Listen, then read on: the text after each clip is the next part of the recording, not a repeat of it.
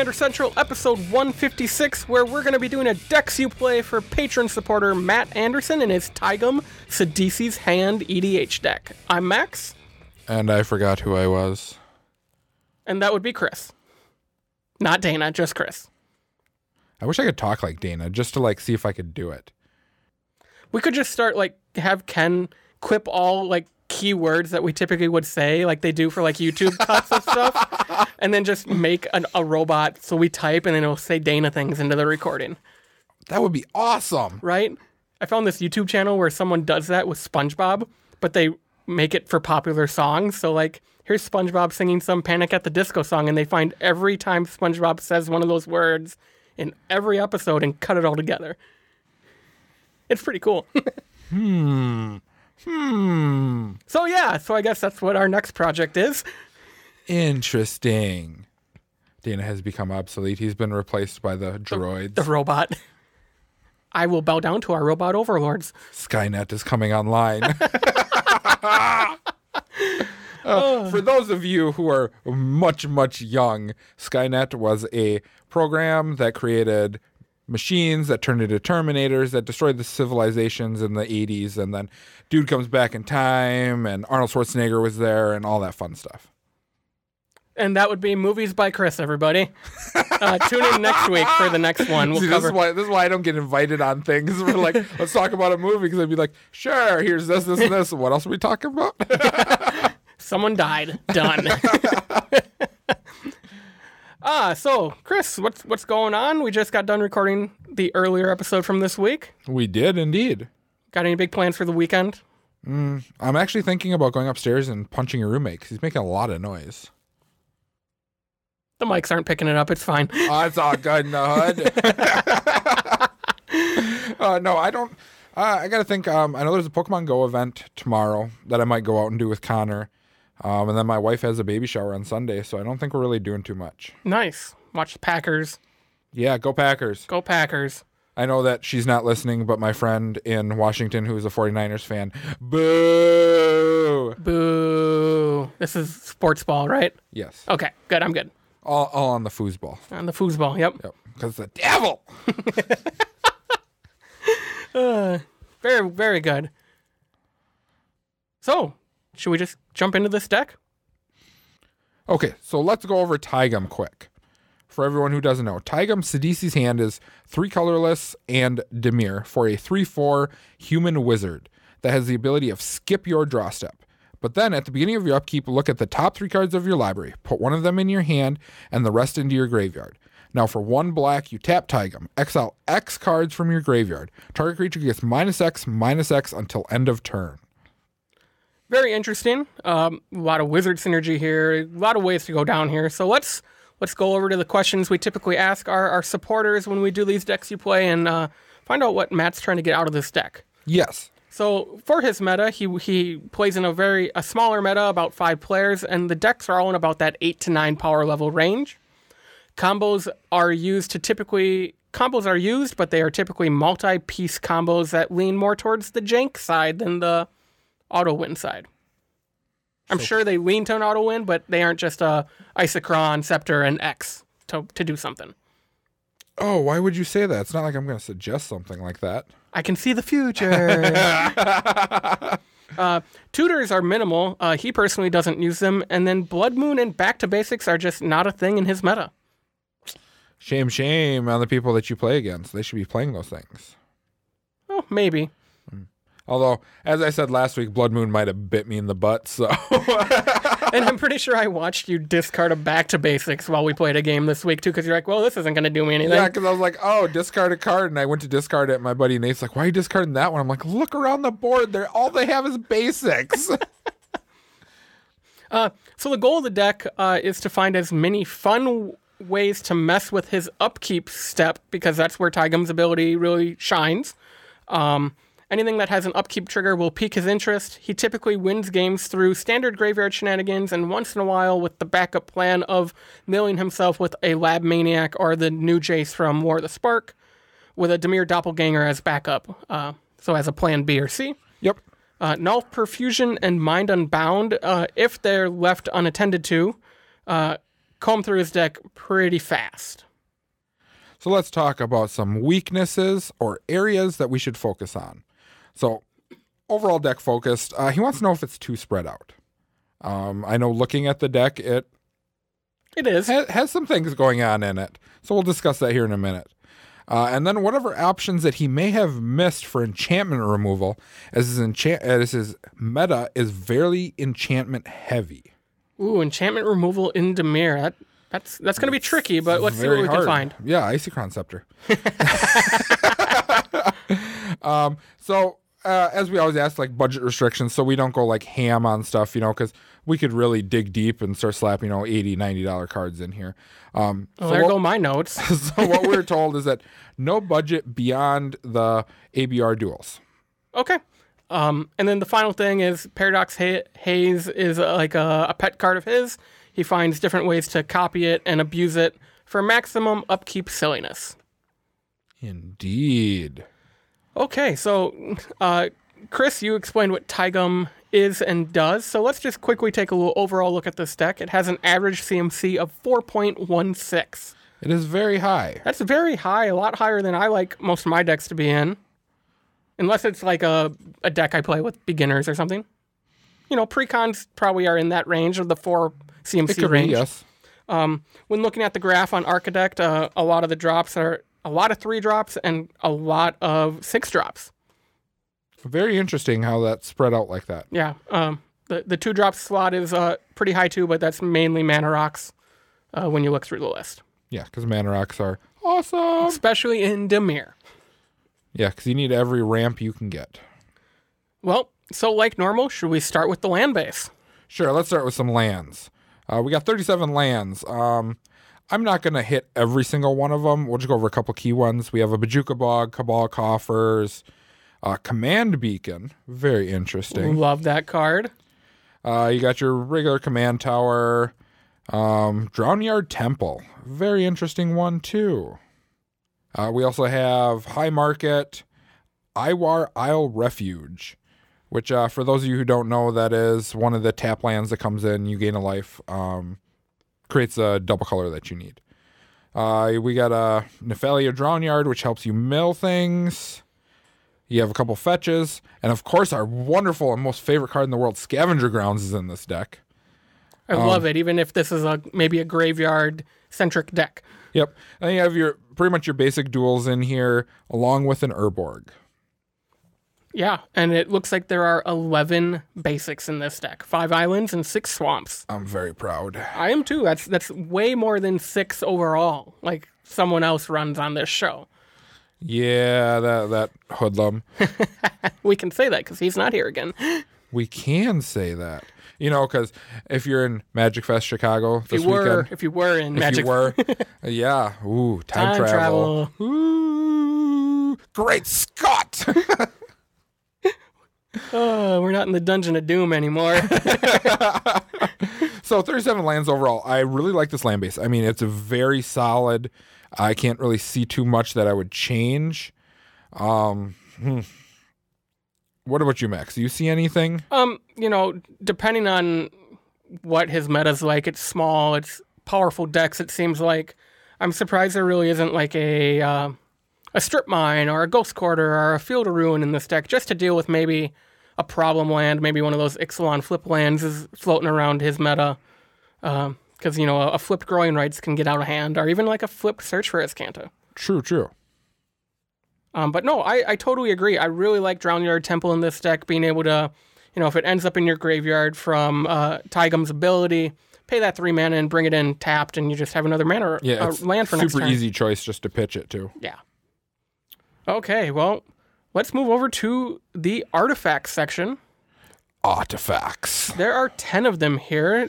So we have Arcane Signet, Coalition Relic, Felwar Stone, God Pharaoh's Gift, Midnight Clock, Mimic Vat, Soul Ring, Talisman of Dominance, Thought Vessel, and Unstable Obelisk. Anything in here strike your fancy, Chris? I, for one, like the fact that he is playing God Pharaoh's Gift. I don't see this enough. It is a 7-mana artifact that at the beginning of combat on your turn, you may exile a creature card from your graveyard. If you do, create a token that's a copy of that card, except it is a 4/4 black zombie. It gains haste until end of turn. That means you can attack with it. Yes. This is really great. A minor. There is a small reanimator build that's one of those paths, that he mentioned in his note. Maybe it's a little too spread out, going down different avenues. This definitely plays into that reanimator path. If you're able to dump something like, your Worm Coil into your graveyard from Taigam, bringing this back with Godfarrow's Gift, if the token dies, you still get the other tokens. You do. I mean, you go from a 6/6 to a 4/4, but it still has lifelink and lifelink. So yeah, I really like that inclusion as well. I like seeing Coalition Relic. I don't see that a lot anymore these days. But it's a fun include. The one I'm wondering about is Midnight Clock. So this is a new one from Throne of Eldraine. It's 2 and a blue for an artifact. It can tap to produce a blue.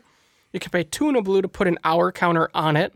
And then at the beginning of each upkeep, put an hour counter on it. And then when the 12th hour counter is put on Midnight Clock, shuffle your hand and graveyard into your library and draw 7 cards. Then you exile it. Okay. Does the upkeep stuff, draw some cards, and it lets them recur that graveyard. So I definitely now get why this card is in the deck. I was just going to say it's the full art version or the extended art version. It is the extended art version, so it has to be in the deck. If I had one, I'd jam it in there too, just because it'd be like, oh, look at my purdies. What about Mimic Vat? This one's tough for me. I play this in my Mogus deck, but there's a lot of destruction that goes on in that. And a lot of, everything takes X damage, so things are dying way faster in your Mogus deck than maybe in this deck. Yes. Mimic Vat is just a nice card in general. I don't know per se what his meta is actually like. The type of decks, the generals, he says lots of enchantments, which could mean so many things. Yeah. Now, if there's a lot of board wipes or a lot of removal built in too, the Mimic Vat just goes ham. Ooh, yeah, it does. So, do you think anything is missing out of this artifact suite? He's talked about needing enchantment removal. We're in Dimir. You're not going to find a disenchant in these colors, but you might find some artifacts that can kill enchantments. Okay. So some artifacts that could be put in here would be like your Oblivion Stone, Nevinral's Disc. I know there's a 7-mana one that destroys a permanent. I believe you're thinking of Spine of Isha? Spine of Isha, yes. Yeah, that would be a great include because it enters the battlefield, you can destroy a target permanent. So maybe not even enchantments, destroy a planeswalker, destroy a land. But when it's put into a graveyard from the battlefield, you can return it to your hand. Yes. So it could be recurred. Not sure if anyone's going to destroy it, but if they do, it's just, bonus. Like, in case someone goes, austere command, destroy all artifacts, you're like, you're going to regret that decision. It's almost as good as getting that draw off that sad robot after a wrath. Those were the ones that popped in my head. I'm sure that there are more in the artifacts. Maybe not in blue and black, but for colorless versions anyways, that are top tier versions of them. Yeah, I definitely agree with that. What about something like, he wants to play in his upkeep, he's going to be looking at some cards with that trigger. What about something like Sensei's Divining Top, so you always make sure you get a card you want and putting stuff in the graveyard you want to go there? That would be pretty good. Whiffing, looking at 3 lands, okay, that's fine. But hey, if I want to keep my Grave Titan something and something, that's going to make it hard. True. You can tap, draw off that top, put the top on, keep the top, and put the other 2 things away. Yep. So I think that's a cool idea. So I found one more enchantment removal. Ooh. And it has some same text as Taigam. Okay. Possessed Portal. All right. 8 mana. That's a lot. It's a lot. Okay. If a player would draw a card, that player skips that draw instead. So it's everybody. Yep. At the end of each turn, each player sacrifices a permanent unless he or she discards a card from his or her hand. Interesting. Talk about control. And I do like this card. I like this card a lot, especially if you go more Reanimator centric with this deck. And you play off of Taigam's ability of where you're not actually drawing, you're looking. You put one in your hand, put them. It's very similar to a sleight of hand, telling time, that kind of issue where you bypass the no draw clauses. Yeah, I definitely agree with that. Okay, so I think that is all I have for artifacts. What about you? You good there? We're good. Thumbs up. Double thumbs up. Where should we move to? How about we move to, why don't we go to more permanents in the enchantment suite? Okay. 10 enchantments? Indeed, there are 10 of them. I'll start off, and we have an Animate Dead, Mind Unbound, Mirror Maid, Mystic Remora, trash card, Necromancy. Trash card. Oh. But you need it in this deck. Necromancy is such a good card, and I can't find one to get my hands on one. Necropotence, Null Profusion, Palace Siege, Paradox Haze, and Psychic Possession. Okay. So let's start with Null Profusion because he mentioned that in his notes. So Null Profusion is an enchantment for 4 generic mana and 2 black. It says skip your draw step. And then whenever you play a card, draw a card. But your maximum hand size is 2. Interesting clause there. Very interesting clause. So I definitely understand why this helps him get through his deck really fast because you're discarding a ton of stuff. Yep. I think, and then, the 2 cards you keep are your Lab Man and your clone. Or your Jace. Yep. I think this card, although great for him burning through his deck, getting those combos in place, those win cards, I think this deck really says, let's go Reanimator. Yes, I would agree with that. Let's Because go it allows Reanimator. you to fill your graveyard up. Yes. So that is definitely where this card points me in the direction of, I get why he's using it and how good it is for what he needs it to do. But I think if you were to shift this deck into a Reanimator deck, it's just going to do so much more on top of what it's already doing. Palace Siege is interesting. It's one of the sieges that doesn't see that much play, in my opinion, at least not in our meta. No, I've tried it and wasn't happy with it, so... Yeah, for those who don't know, it is a 5-mana enchantment, 3 black, and it says when it ETBs, choose Khans or Dragons. Khan says at the beginning of your upkeep, return target creature card from your graveyard to your hand. And then Dragon says at the beginning of your upkeep, each opponent loses 2 life and you gain 2 life. So it does a little bit of reanimation to your hand, not to the battlefield. Maybe, gets you that Worm Coil back. Always going down to Worm Coil, huh? It's the first one, like, kind of where my screen is.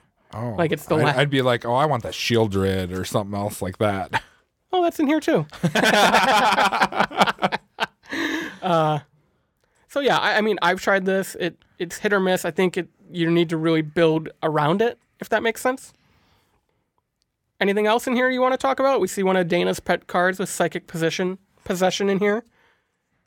2 blue. Each enchant your opponent. You skip your draw step, and then whenever the opponent draws a card, you draw a card. So very similar to a Sphinx. Consecrated Sphinx. Yep, it is a make clause. Actually, I haven't seen one of those in quite a while in our shop. Good. Now never say that again, because now they're just going to show up. I'm going to jam one in my mill deck. Because you need to draw more cards. I need to draw more cards so I can mill more cards from other people. Yep. And I mean, we should probably talk about one of the key pieces of this deck, Paradox Haze. 2 and a blue for an enchantment. Enchant player. He's enchanting himself. At the beginning of the enchanted player's first upkeep of each turn, that player gets an additional upkeep after this step.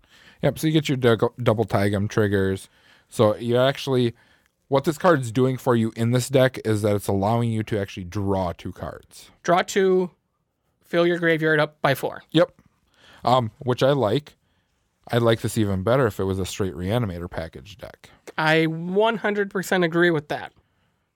So, some other things, he said he wants to do a lot of upkeep triggers. So, the few cards that I for sure think should be in this deck to help make copies of Paradox Haze would be Copy Enchantment. It copies an enchantment, why not run it? Are you sure that's what it does? Should I look? I'm pretty sure that's what it does. I hope so, or else Wizards back in Alpha. I'm giving you crap right now. I'm going to be completely honest with you. As Copy Enchantment comes into play, you may choose an enchantment in play. If you do, Copy Enchantment is a copy of said enchantment. I do believe it costs double blue as well. No. 2 and a single blue. 2 in a single It blue. was originally printed in Ravnica, City of Guilds. Really? Yeah. Interesting. Really cool art on it, too. Yep, that would be a good card. Obviously, he's got other stuff in here that copies as well. Yep, Mirror Maid being the most recent one. The other one I want to recommend is Estrid's Invocation from the Commander decks last year. It's 2 in a blue. It enters the battlefield. It becomes a copy of an enchantment. But it also says at the beginning of your upkeep, you can flicker it and do it again, essentially. Indeed. Any other enchantments you think could go into this deck? The one that I'm torn on, because I really like this card, but I really don't like this card, and that's Necropotence that's in the deck. I always get caught with my pants down with this card every time. Okay, so I think the reason this card is in the deck is because... You're already skipping your draw step. Yeah, with your you need ways to draw cards. Yes, I agree. Now, you could have a Rhystic Study in here to draw cards. I know how annoying Rhystic Study is. It comes down to the point, once I get like 12 cards in my hand, I just forget the triggers. I'm just like, whatever. It's no more annoying than Mystic Remora. True, but Mystic Remora has It's probably more annoying upkeep. because you don't have the upkeep, yeah. Yes. Which is, this catches me off guard too with Mystic Remora, is if you have double upkeeps, you have to pay that twice. You do. So maybe Rhystic Study is the better card here. Yes, out of the two, I would think so, unless you're not quite set up for the double package. Right, and there's Mirror Maid, there's a Clever Impersonator in here. There are a couple ways to copy the enchantment. I suggested 2 more. Yep. If you were to go down that route of adding more copy enchantment type stuff, I think the switch from Mystic Remora to Rhystic Study is the smart move. Indeed. Anything else, though? Nothing I can think of off the top of my head, Max. Okay, so let's talk about the one Planeswalker in this deck, and that is Jace, Wielder of Mysteries. He's 1 in triple blue. For a legendary Planeswalker, Jace, he comes in with 4 loyalty. He has the static ability of, if you would draw a card while your library has no cards in it, you win the game instead. And then his +1 activation says target player puts the top 2 cards of their library into their graveyard, and then you draw a card. And then his -8 says draw 7 cards if your library has no cards in it. Then, if your library has no cards in it, you win the game. So just another win con there. Getting to 8 might be difficult kind of in this deck. I think so, too. But the static, I think, is really what it's around for. It's another lab man. I do like the +1, though. I mean, it is extra card draw. Yes, Taigam, you do get cards off of Taigam, but skipping your draw step kind of hurts, too, because it's just a free card. Mm-hmm. Whereas if, like, end phase or something, you're setting up with Taigam, let's say you're using your Sensei's Divining Tap, and then they blow up Taigam, then you're like, well, now I'm just screwed because I have this all set up for Taigam, and now I'm forced to draw this horrible card that I was going to pitch anyways, so... That's fair. Okay, do you think they're a better Planeswalker that could probably be in this deck? Yes. You can say it, because I'm thinking the same thing, I think. Which one? My good friend Narset Parter of Veils. Oh, as long as waifu Narset, altered art, That's fine. Japanese one. No, Narset is very, very wonderful in this deck. And my logic behind it is the fact that if you aren't drawing cards on your upkeep during your draw step, or you have other things that are preventing you from drawing that don't affect your opponents, you need a way to slow them down. Yep. If your opponents are getting more gas than you are, this is a way to stop it. Plus, her -2 ability to dig through your library is huge, especially when you go down that Reanimator package. You find your Animate Dead. There we go. Yes, or Reanimate, or any of those cards. Yeah, I was trying to think of the big expensive... Stitch Together, I was trying to think of the super expensive black one that's in the deck, and I just don't have the deck list. Yes, Narset would be wonderful. And now, seeing how your decks are high powered level, you could even go into the Lockout strat and put a Teferi's Puzzle Box in here with the Narset, and just be like, oh, no one draws. And this is why Dana doesn't leave us alone. I would have suggested if he was here anyways. He would have. It's a small meta. It's maybe this becomes the deck you only play once a night. Yeah, I mean, if you guys are all okay with it, and because the power level is so high, right? I don't think your friends would be too mad about it. Right. I completely agree with that. The other one would be Ugin the Ineffable. That's a good one. You manifest that card. It's a blocker. It protects Jace. It protects you, and then you draw it. Yep. It's also a removal. Yep. So target permanent that's one or more colors. There we go. There's your enchantment removal. We're doing it. Yeah, you could do that. You could do Karn. Ugin the Spirit Dragon, all that kind of stuff. Yeah. Okay. Should we move on to the instants? Instance. In 1 second. I'm not instant speed yet. Okay, let's do this. Instant speed. Instant. We have 10 of them. We have Ancient Excavation. Ancient Excavation. There we go. Counterspell. Curtain's Call. Cyclonic Rift. Trash card. Disallow. Memory Plunder. Mystic Confluence. Pact of Negation. Trash card. Scour from Existence. And Sinister Sabotage. I really like Scour. Oh, you have to in Dimir. Yes and no. I mean, if for how he said that the meta shapes up with a lot of enchantments, then yes. Yeah. Now, in my mill Dimir deck, I don't run it. Right. I'm just like, okay. You'd rather bounce something. Yes. But if you really need to exile that doubling season, you get to exile it. I'll just mill all their cards so they don't have a good choice of what to double. Because they don't have any tokens to make. Right? Curtain's Call is interesting. It's 5 and a black. For an instant, it has Undaunted, which means the spell costs 1 generic less to cast for each opponent, and then you can destroy 2 target creatures. I like and don't like this card. The fact that it sounds like his meta is the same 5 people. Yep. They probably play 5-player games. This card now costs 1 and a black to destroy 2 creatures. Do you have to have 2 valid targets? Because it doesn't say up to. I don't think so, because you can target the same creature twice, I do believe. Here we go. Rules text from Scryfall. You can't cast Curtain's Call without 2 creatures to target. If one becomes an illegal target after you've cast Curtain's Call, the other will still be destroyed. So you need 2 targets, but one can go away. Yep. Makes sense. What are your thoughts on this? Go for the Throat's just better? It's more efficient. Yes, more efficient. We'll go that route. It's way more efficient, and it allows maybe you to take this deck to a Magic Fest or a Command Fest and not have to worry about playing in a 3-player pod or a 4-player pod. You just have that go for the throat and you kill something. Yep. Murderous Cut.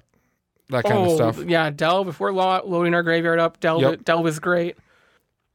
Yeah, I mean, even something like Murderous Rider or Hero's Downfall or Vraska's Contempt, they're a little more expensive compared to Go for the Throat, but they deal with problems like Planeswalkers. Yes, they do. And Murderous Rider just keeps coming back. Yes, it does. They can go on that little adventure for all it wants. Otherwise, I mean, Cyclonic Rift, great card. Disallow is okay. I'm not a big fan of it. Can you stifle the skip your draw step? I don't think you can because it's not a trigger. It's not a triggered ability. Otherwise, then that'd be cool. Jank, man. We're doing janky stuff. Oh, no. Do you have any suggestions here? I know we were talking off air about trying to figure out a way to help this deck get rid of enchantments. So, I said Isochron Scepter quite a few times. Can you make sure you're not wearing the scumbag shirt? I am. But this wouldn't be an infinite Isochron Scepter. No. It would be something where you attach a boomerang to it, or even that rift. That rift. Bleh. Well, you could. I mean, it does the same thing. It does. Anything like that just to keep them off the field. So it's more of a tempo base because you don't really have too much good removal per se. Yeah, I mean, I like that idea, especially if you don't steer into the putting like a Clock of Omens in here to make sure that Isochron Scepter untaps easily. You know, if you're only using it once per turn, great. Yep, and it's to take care of the ones that are like threatening. Yeah. Like Luminarch Ascension that people just leave alone. Yay. They are all my friends.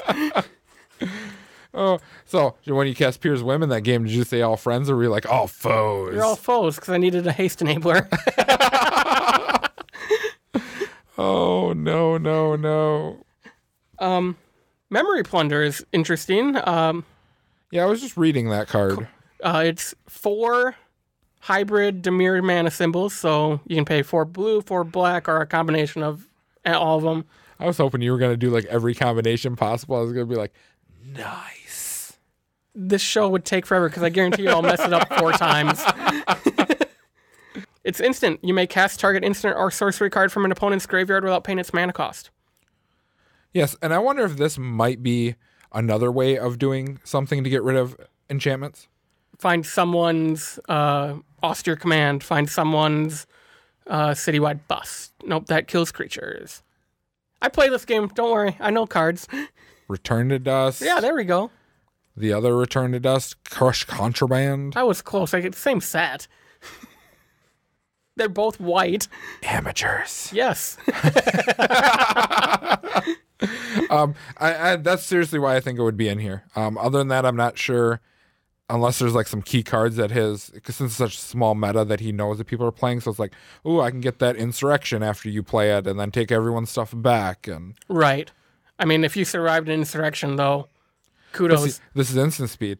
They cast Insurrection. Oh, let it resolve. Cast this. Oh. I leave my main phase, go to combat. Before you leave your main phase. Okay, now I want Dana to put Varchild back together. I'll build a Dimir deck just to do that.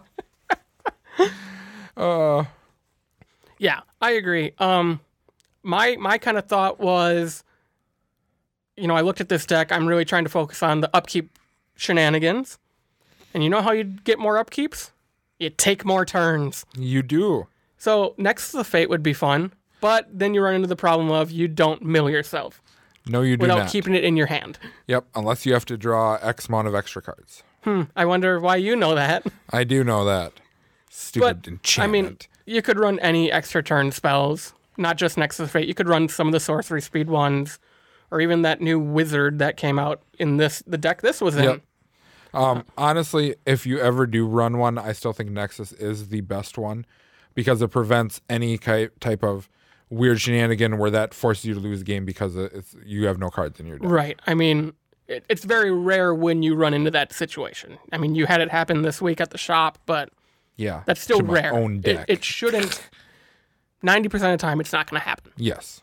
So yeah, I agree, and it's a good kind of backup plan to say someone's exiled my lab man, someone's exiled my Jace.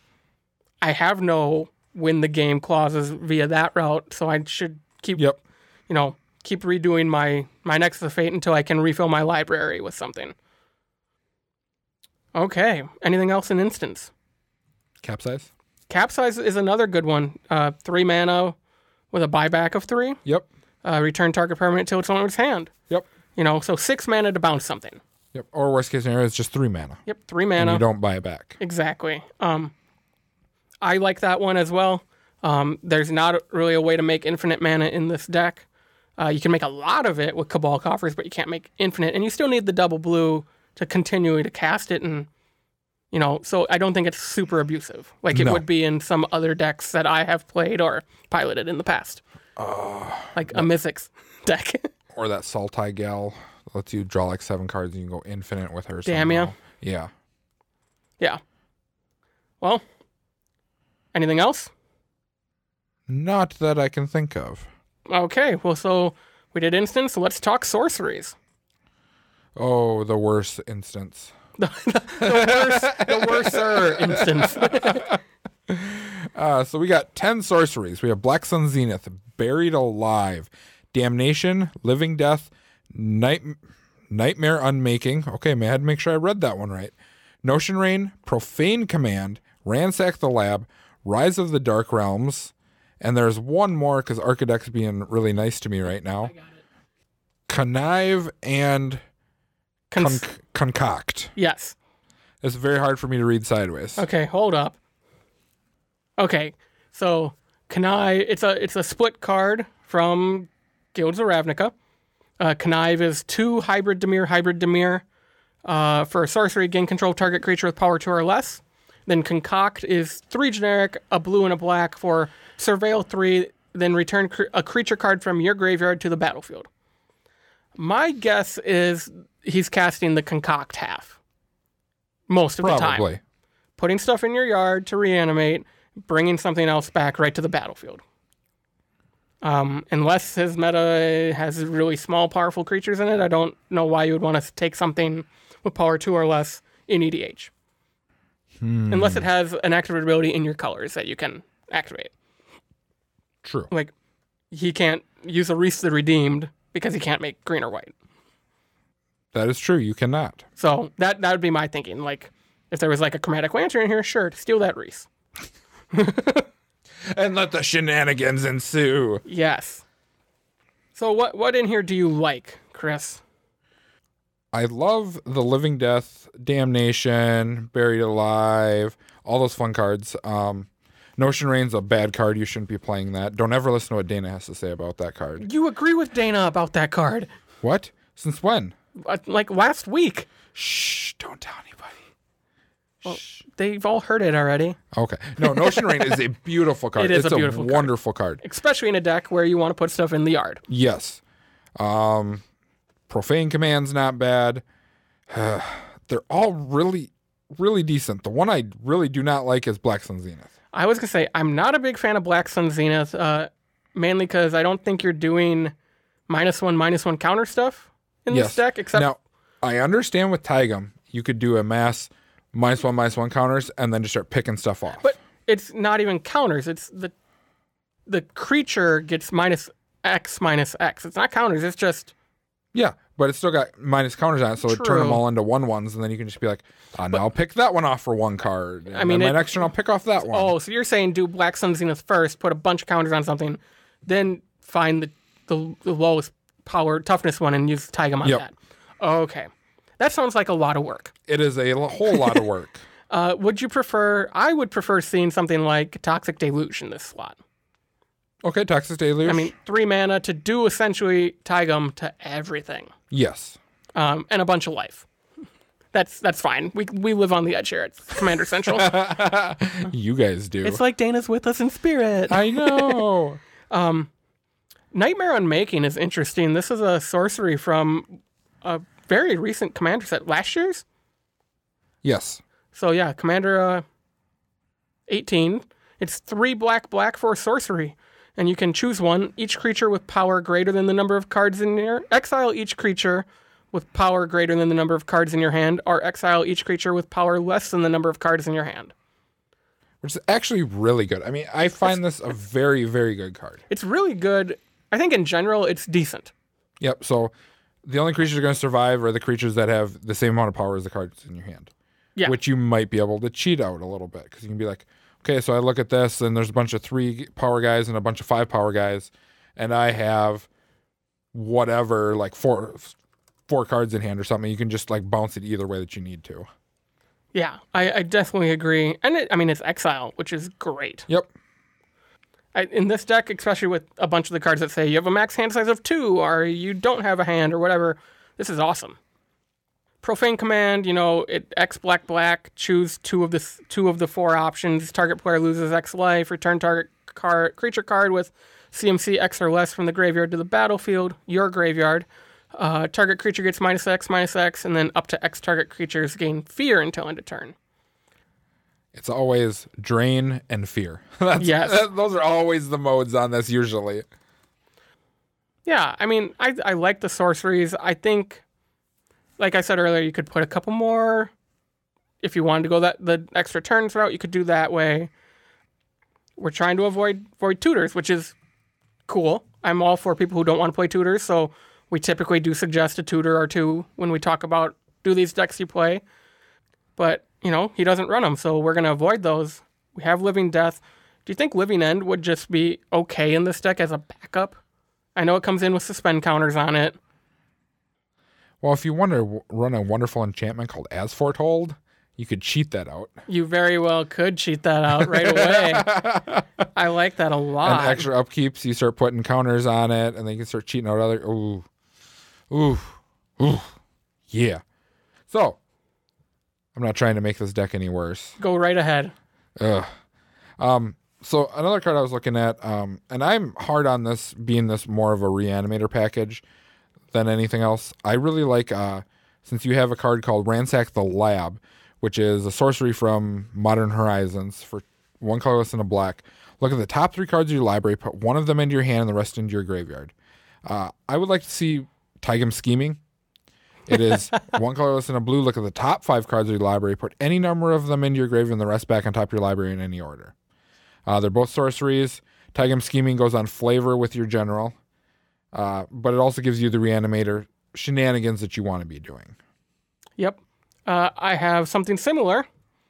Beacon of Unrest. It's 3 black for a sorcery. Put target artifact or creature card from a graveyard onto the battlefield under your control. Shuffle Beacon into your graveyard. Or into your library. It doesn't, it's fun. You can do both. So we're shuffling graveyards now? Yeah. I got yelled at by someone for that the other day. Because I'm sitting there and I'm like flipping through my graveyard and they're like talking and I'm like, I start shuffling and they're like, what are you doing? You're shuffling your graveyard. I'm like, well, it doesn't matter right now.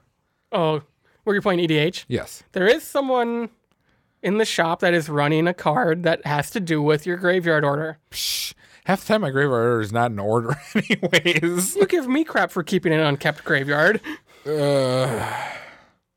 Well, when you're playing multiple cards or you're playing your mill deck and you're milling yourself with that stupid artifact, it's hard to keep it in order. So we talked about Black Sun Zenith a little bit ago. I think I have found a better alternative for it. Okay. And it is from War of the Spark with Finale of Eternity. X black, destroy up to 3 target creatures with toughness X or less. If X is 10 or more, return all creature cards from your graveyard to the battlefield. I really like that card for this deck. You can flex it just to destroy some stuff, but if you just want to Cabal Coffers or Urborg, pump 15 mana into this, go. Yep. So I kind of like this over Black Sun Zenith. Yep, it serves a similar purpose. Yes, you're not hitting everything, but if you kick it off for higher, you get a better value out of it. Yeah, you get way better value out of it. Okay. Any other sorceries you would like to suggest or maybe say pull? The only thing I can really suggest is maybe a few more card draw spells. Yeah. They could be between the instant or the sorcery spell slots. I know that your general still, even though you're skipping your draw step, you're still netting a card off of it. But we always suggest more card draw because you are playing a 99 card deck. Yeah. And you want to be digging as hard. And since you're not playing the tutors to search up your certain key pieces, the earlier you can find them, the better. Yeah. And you know what? Most likely our 5-player games, keeping your hand with a lot of cards in it is just going to be more beneficial to you.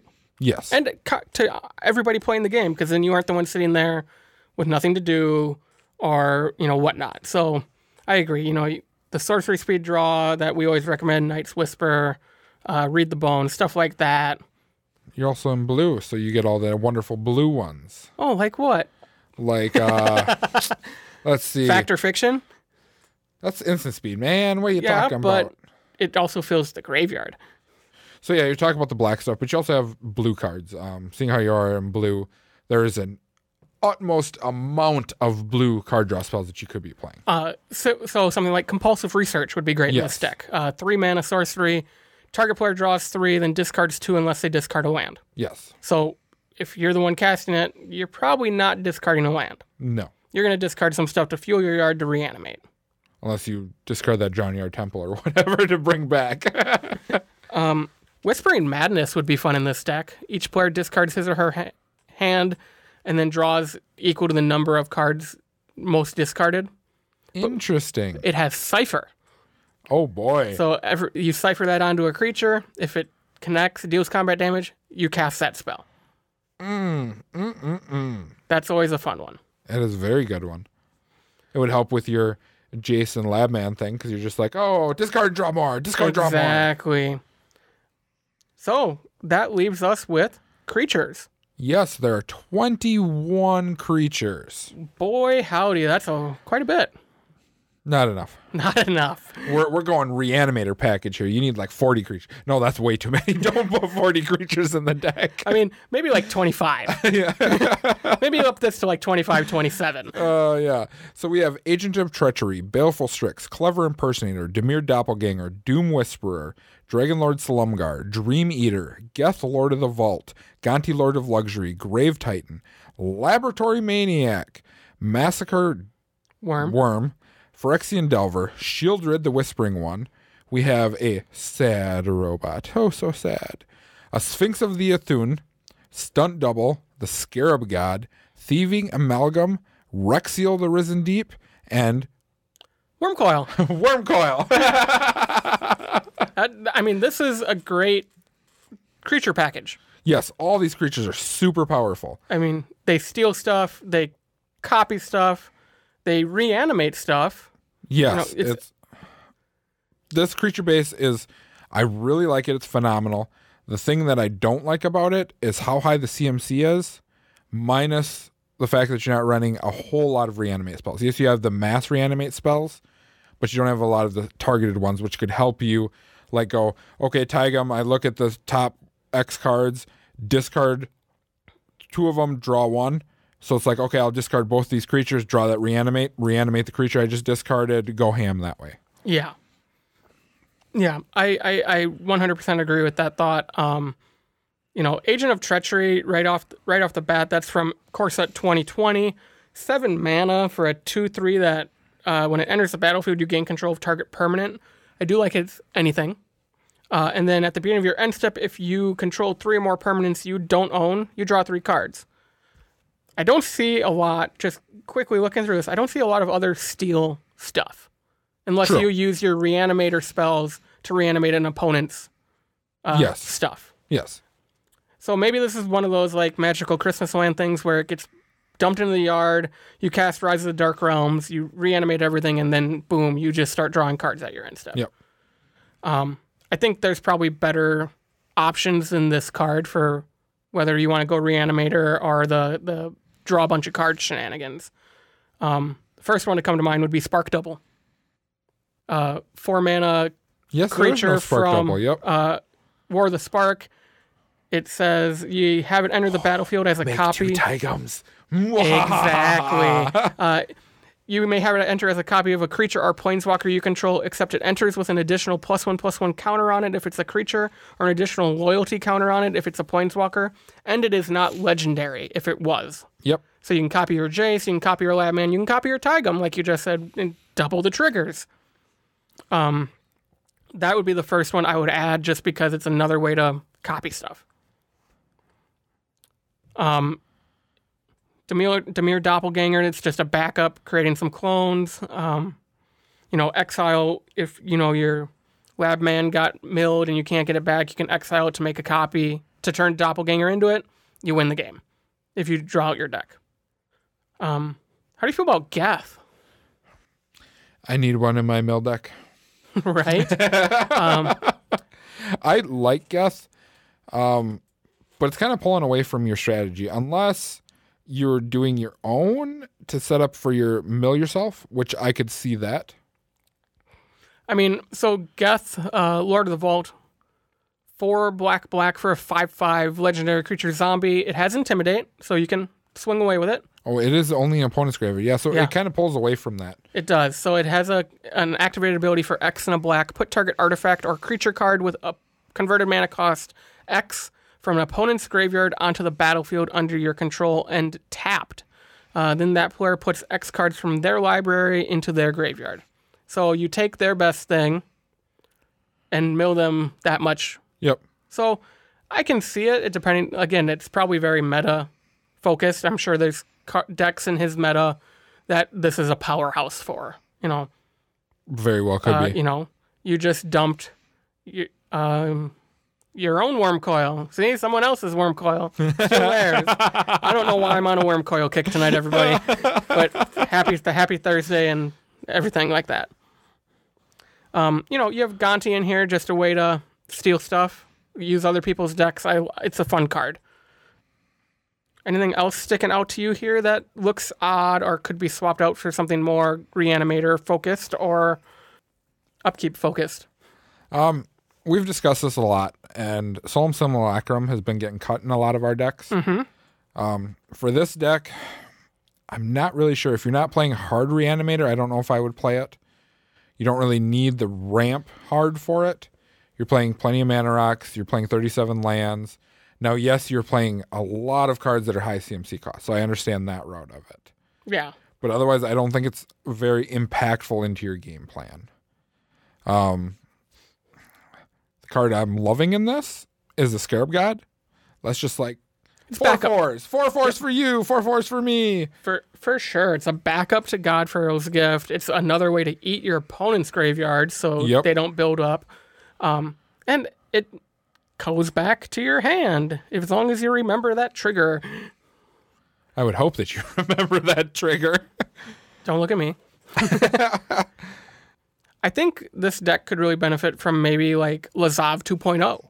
If you're filling your graveyards with stuff, you know, you can turn him into things and swing away. That would be fun.